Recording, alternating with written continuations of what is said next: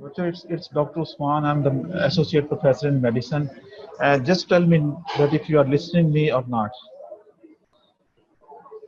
Just type it in that.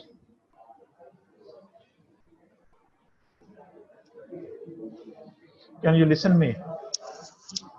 Type anyone who is listening, please.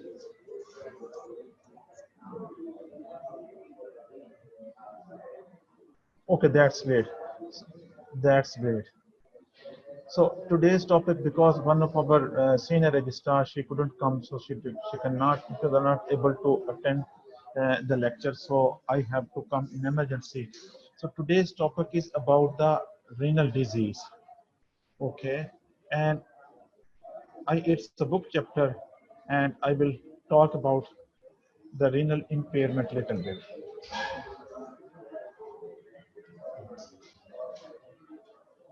So what are the functions of the kidney at your stage? That's the most important. So what are those functions? The functions in the kidneys. There are many. They are the homeostatic functions. There is a maintenance of the acid-base balance. There is the electrolyte imbalance. There is a concentration, osmolality, excretion of toxics, metabolic waste, elaboration of hormones, predominantly erythropoietin 125 dihydroxycalciferol, and the renin. So all these topics, when you talk about the kidneys disease, they are separate topics. Mean you have to give a lecture on each of them. That if you want to talk about electrolyte imbalance, acid-base balance, then what we call it, hormone deficiency, then renin-angiotensin system. So all they have the need a full lecture for that. So the function of the kidney is the functional unit is the kidney. As you know, it's a nephron, which is consists of the glomerulus followed by a long network of tubules. So the diseases of the kidneys, they are predominantly in three ways.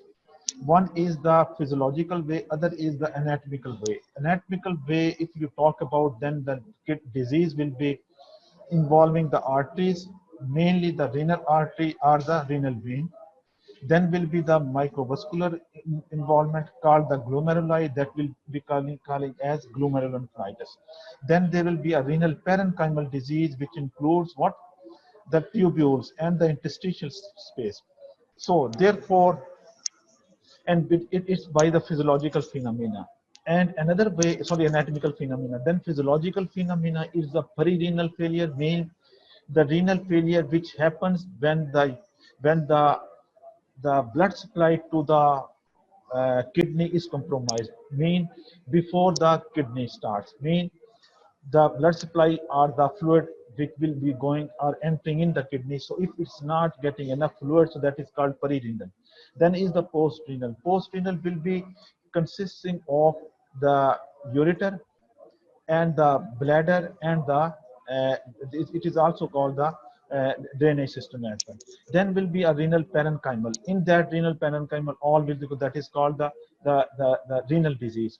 So in the renal disease, there is a huge list of the causes which can cause the kidney condition. It starts from the dehydration, from all sort of failure, cardiac failure, liver failure, pulmonary failure, and then it will be the obstructions secondary to stones or secondary to fibrosis, then in the bladder, and then will be the renal parenchymal. So there are some manifestations of the renal disease. Most of the patient who present, they present either with the fluid overload or with the dehydration. Means there will be signs of the dehydration or signs of the fluid overload. So therefore, there is a lot of high suspicion includes in this system. So what could be those? That if any person who comes up with signs of hypotension or hypertension, both, has very low blood pressure and very high blood pressure, you need to have a suspicion of kidney disease. So in that, it involves nearly every patient, because there is a multi-system involvement. Systemic diseases like diabetes mellitus, hypertension, heart failure, all sorts of failure, they do affect the kidneys as well. So I will, at your level, I will start with that, because this is the book chapter from the rheumatic disease, but it doesn't specifically for the rheumatic disease. It involves all the conditions. So approach to a patient with suspected renal disease requires a careful physical examination and directed laboratory assessment. Individual with the kidney disease may be asymptomatic, and therefore it depends upon the laboratory test which gives you some information, because the symptomatology for the disease is huge,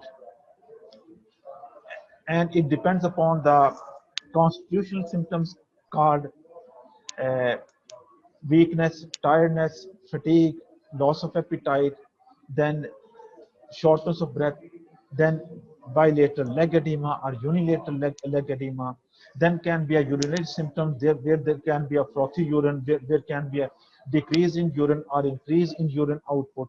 Then there can be a burning micturition, there can be a hematuria, there can be a proteinuria. So these are the clues which will lead you to think about the kidney disease. So now what are the manifestations of the kidney disease? They are predominantly two. One is the proteinuria, and second is hematuria, and third will be the what we call it the renal dysfunction. So proteinuria, how will you assess for that? Proteinuria is the most common abnormality in the kidney disease. Means there will be a excessive loss of the protein in the body from the kidneys, and most of the protein it depends upon its albumin or globulin or what sort of that. So normally what happens that if you want to look at the protein, the best test for that is the urine dipstick, or here in Pakistan it is called a urine complete examination. There it shows about the proteinuria. So proteinuria, if someone think about the renal disease, that is also a screening test. Mean if you do a complete urine examination, if it's normal, there is no proteinuria, it means the patient, he may not have at all renal disease, or he may have a very mild renal disease. So proteinuria, it is basically a screening test and very essential and useful tool on the bedside. So as the kidney progress, so proteinuria increases in that. So when the proteinuria is severe, so it presents with the diffuse peripheral edema. So it depends upon the proteinuria. Normally the urine dipstick, what they say, it write down this in the plus sign, that it will be initially, they will on the report it will come up traces of the protein are 1 plus 2 plus 3 plus. So traces mean it will be 10 milligram, then 1 plus will be 20 milligram, then 2 plus will be 100 milligram, 3 plus will be 300 milligram. So it depends upon that how much is the proteinuria present in the kidney. It means he has a from very mild to very severe kidney failure. So heavy proteinuria, what does it mean? It's a suggestive of the hole in the filter of the kidney, that is the glomerular lesion. It is either called, it also called the nephrotic syndrome. So you don't see the proteinuria in nephrotic syndrome. So what happens in the nephrotic syndrome, as you will read in your physiological in the physiology of the books, that there will be a nephrotic range proteinuria and non-nephrotic range, and along with that there will be hypoalbuminemia, then there will be hypercholesterolemia, then there will be edema and the lipiduria. All this will be the nephrotic syndrome. So so it depends upon that. So what when you approach a patient, because I will talk about more clinical, the labs you will study these in the final year. So whenever you come to see a patient with suspected renal failures, what you will be looking at. So most common and the consistent physical finding in that will be the high blood pressure, because it has the cause and effect relationship. It causes the kidney damage as well, and it will be the consequence of the kidney damage. So hypertension is the most common abnormality which you are going to look at in the physical examination. So hypertension is a common consequence of kidney disease, including the glomerular damage and with the autoimmune disorders. It also gives you the clue about the renovascular disease. Among them is renovascular disease. Normally it counts around 10% to 45%, mean nearly half of the cases they have the renovascular disease, some sort of that. Either it can be acute, it can be severe, it can be mild, it can be refractory. So all this is. So it is also the cause of mild hypertension, though it's less than 1%. So blood pressure on the physical examination, always look for the hypertension. What could be the other sign? Other sign will be the anemia of chronic disease, which is called the anemia secondary to renal impairment. So if someone has a anemia and someone has a high blood pressure, always think about the kidney disease. To find out the cause for that, then you have to investigate these patients. So there are if you are approaching a patient for that, so in the history now what will happen, you will ask about the causes for the kidney failure, like the fever can cause the kidney damage, infections can cause, autoimmune diseases can cause, malignancies can cause, stone can cause. So it depends upon on that. So the clue, as I told you, for the physical examination will be the signs of anemia and high blood pressure. Then the most common abnormality which you can find out for the rare causes are the most severe causes for the kidney will be the rashes. So if you get any rash on the body, anywhere in the body, and you want to think about the multisystemic disease, always think about renal failure, because a lot of these conditions, among them will be the vasculitis, which is the most common cause. Among the vasculitis will be the small vessel vasculitis. It can be a medium vessel vasculitis, and among them, what will be the condition? There will be Wegener's granulomatosis, Hinox-Schönlein purpura, Scherk-Strass syndrome, microscopic polyangiitis. Nowadays, this anti-neutrophilic cytoplasmic and ANCA-associated this glomerulonephritis vasculitis called GPA. Previously, it used to call the Wegener's granulomatosis and cryoglobulinemia vasculitis. So if you want to rule out the most important are the hazardous disease. So always look for the proteinuria and the second one hematuria. So you can see these on the urine complete examination. If there is no hematuria, no proteinuria, don't worry about that. It can be, if it is mild renal impairment, it will not be a serious one at all. So therefore, whenever you suspect a patient a renal failure, so these are the two investigations. As you are in the second year class, so if someone in your neighbor, in your city, in close relative, they are thinking that might be we have the kidney problem or kidney disease, because they are here in the word is used kidney problem. But in medical terminology, we will see that whether this patient has renal impairment or not. The first test which you will ask for that will be the urine complete examination. Search for that if there is proteinuria, or is there hematuria. If there is no hematuria, no proteinuria, be confident that there is no renal impairment at all. Then ask the patient about the drugs, ask the patient about the other signs, for example, shortness of breath, then the signs of chronic liver disease, signs of heart failure, signs of pulmonary failure. All these conditions, they have some symptoms. For example, the chronic liver disease patient will be presenting with the jaundice, will be having ascites, that is fluid in the peritoneum, and will be having leg edema. Heart failure, he will be complaining of shortness of breath, then there will be leg edema as well. So he will be having orthopnea, mean when he will lie flat, he will feel short of breath. So these are the symptoms which you will consider, and then you will go for the test. For the testing, most probably, as I told you, test. Among the kidney function tests, what we call it is the renal function test. So there is in the renal function test, there are two types of the tests which we do. We measure serum urea level and serum creatinine level. So normally what happens, the serum urea and creatinine, it helps you to decide whether it's a perirenal failure or the renal failure. It may give you post-renal, but it does not give you much clue. Why it gives you a clue in the perirenal and renal, that you will see is there any proportionate rise in the serum urea and serum creatinine, or there is a disproportionate rise. Right. What it means that if someone has a dehydration, or has a reduced blood supply to the kidneys, or going less fluid to the kidneys, so in that condition, urea will be disproportionately up as compared to the serum creatinine.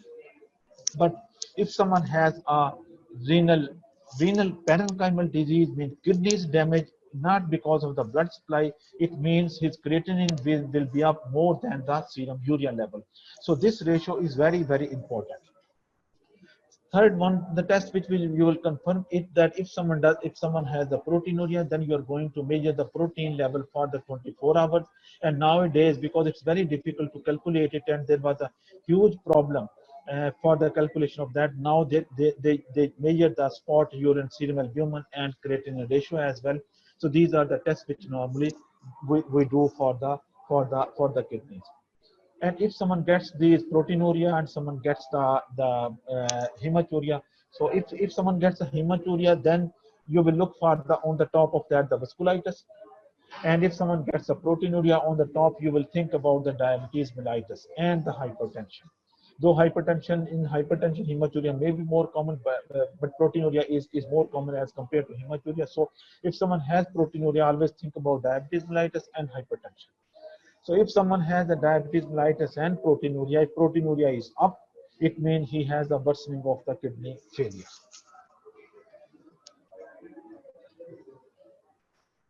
So here it will be, I will show you a, a diagram here. We will talk about this one.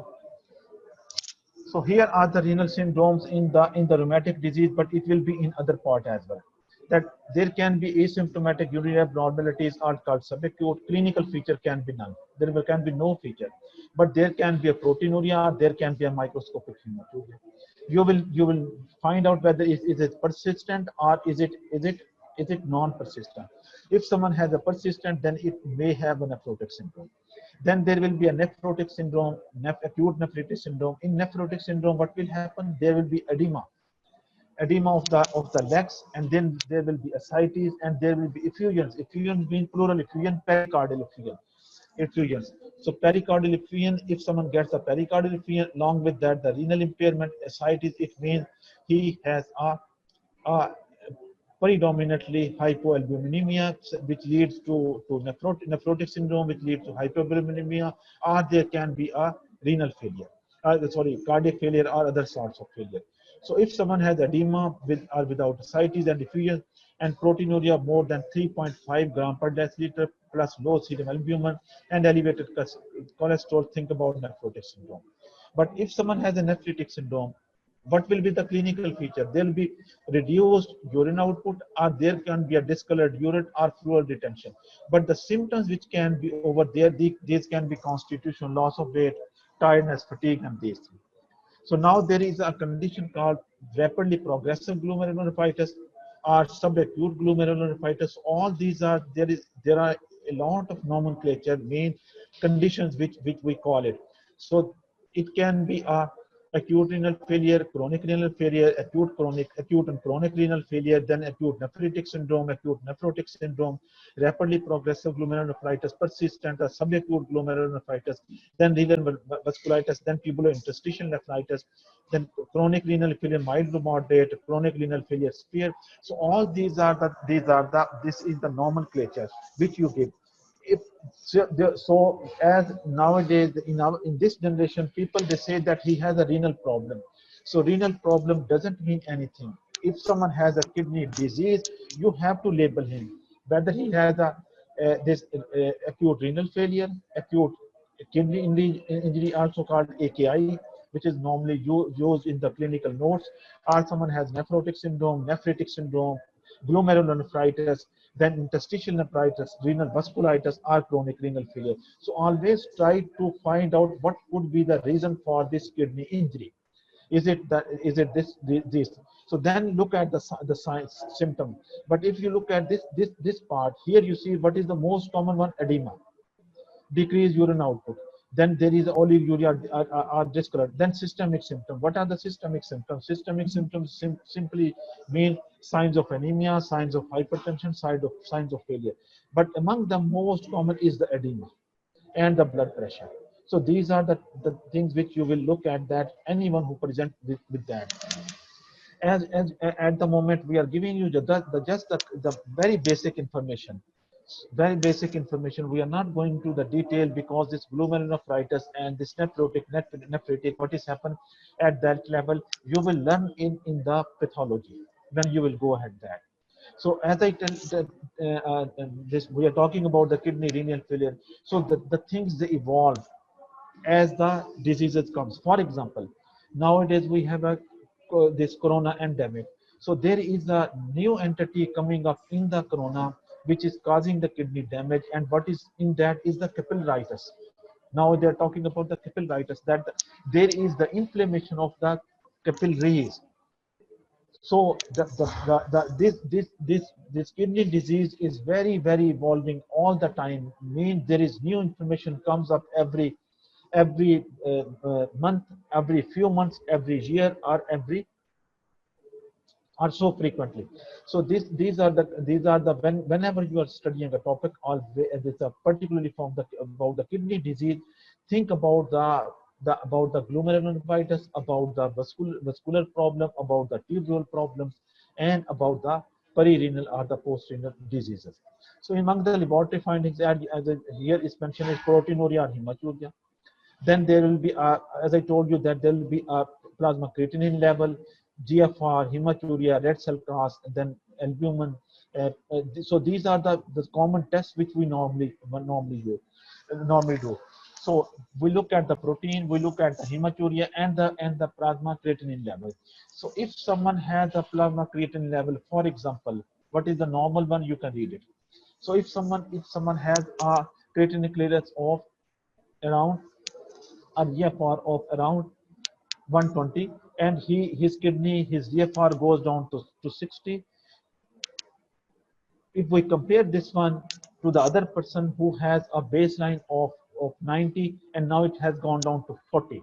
So one changes from 120 to 60, other is 90 to 40. So who is having more renal worsening? It is the who is having baseline low GFR and it has gone low significantly. So that will give you the clue that who is having the worst renal failure. So always think about the baseline creatinine level. What was it when you will when you will be checking that? And in kidney functions, nowadays there are a lot of algorithms which are present in the Google, and they can give you some information that if you are suspecting someone has a renal impairment and how his kidney functions are going on. So you can calculate through the calculator available on the website about these kidney functions, and you can assess whether it's mild, moderate, or severe. So I was thinking that if I told me that the lecture is from 11 to 12, so I'm not sure I can keep going with that if they will not be disturbing me. Okay, so then the course of the kidney disease is it's persistent or remitting or relapsing. What is persistent? Persistent means that there is a continuous damage. Remitting means there will be a coming and going down. No, sorry, there will be a the disease is resolving, but relapsing will be that again the patient improved and then the disease come back again.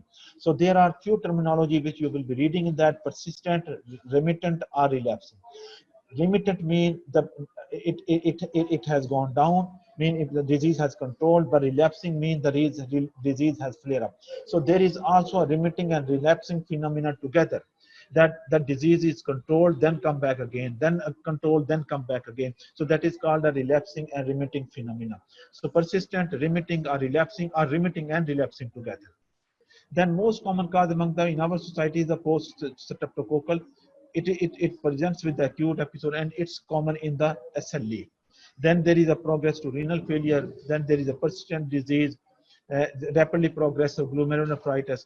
Then what we call it patchy disease as well, generalized disease as well, involving the whole glomerular cell, involving the part of the glomerular. So these are the what we call diseases. Now look at the causes for hematuria. Just one slide. See here, glomerulonephritis and glomerular disease, IgA nephropathy, membranoproliferative mesangiocapillary glomerulonephritis, then mesangial proliferative glomerulonephritis, lupus glomerulonephritis, crescentic glomerulonephritis with renal vasculitis, Alport's disease, renal vascular disease, renal vasculitis, then hypertension, portal vein thrombosis, arteriovenous malformation, renal vein occlusion. So there is a huge list of these things. These are the causes of hematuria. So if you look at that, the list, it's very difficult to remember this list. So what you will do, you will remember few of the common causes for that. I will show you here a graph little bit, just to give you. It will be a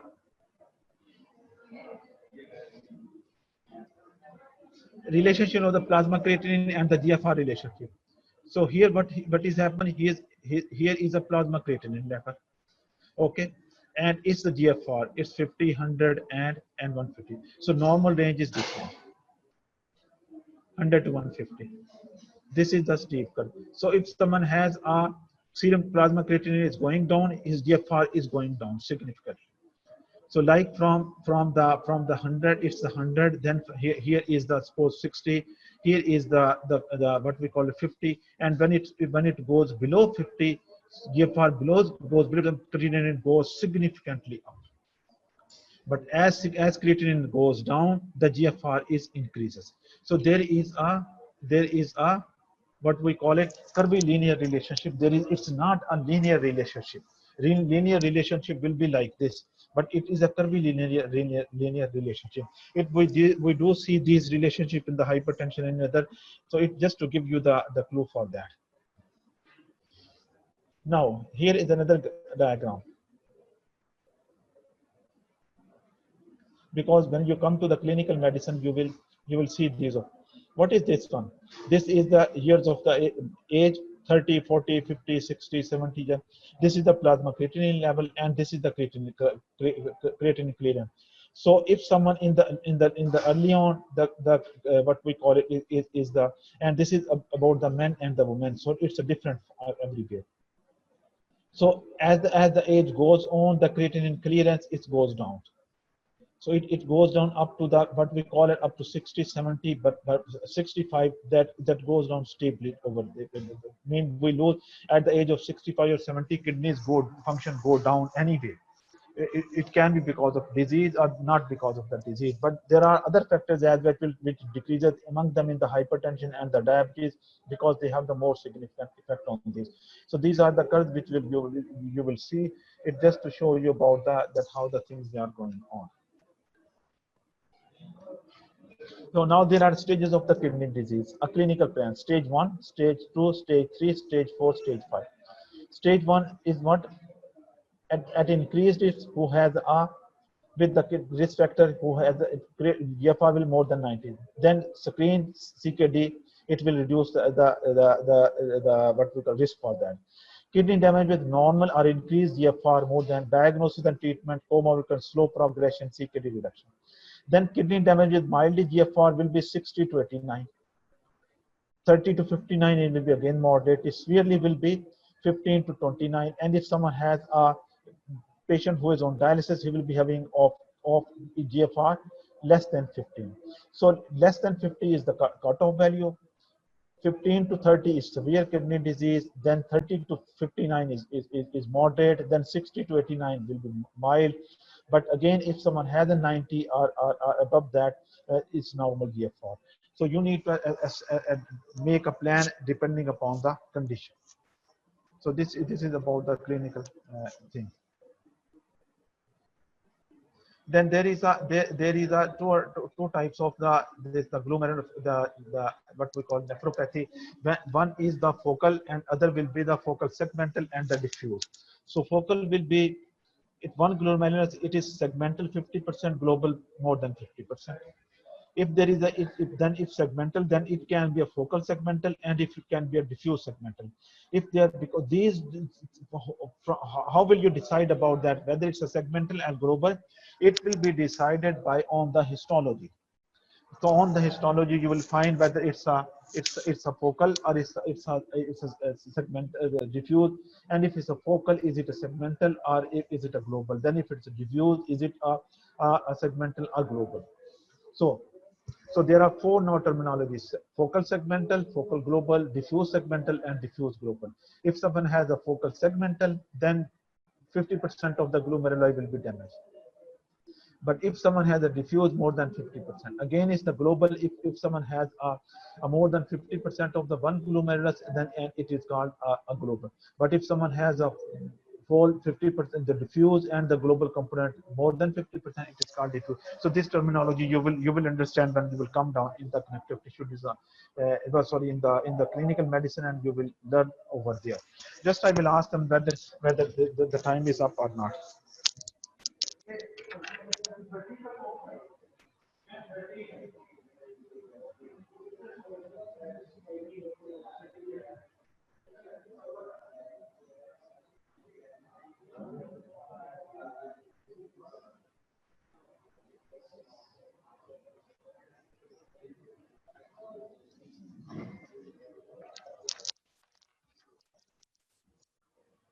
So I think that the time for the lecture was up to 12 o'clock.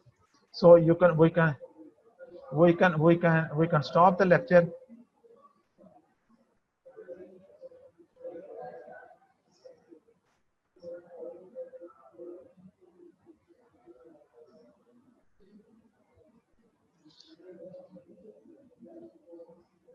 So before I go, how is everything? How is everything going on?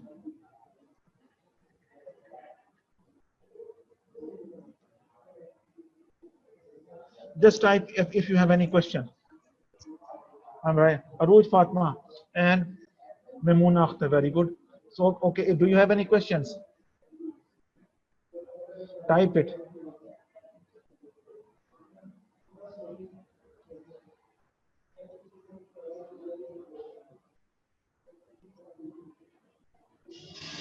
Any questions? Omal Zara. So any questions?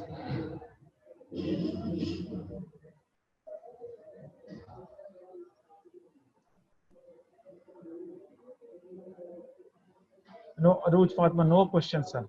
Okay, that's great. Okay, so thanks very much. Okay,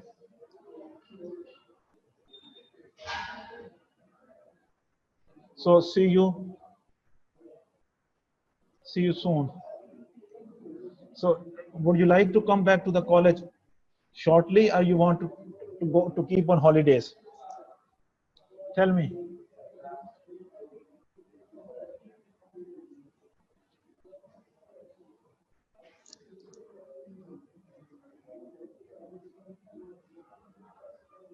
Are you looking forward to come to the college, or you are okay at home?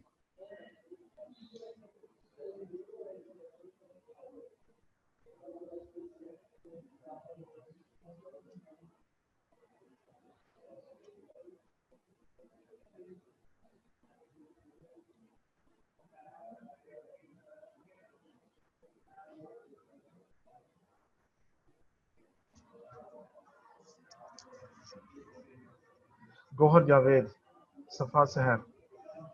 Okay at home. That's okay. That okay. That's fine. So thanks very much. So I will leave the meeting now. Thanks very much. Okay, bye.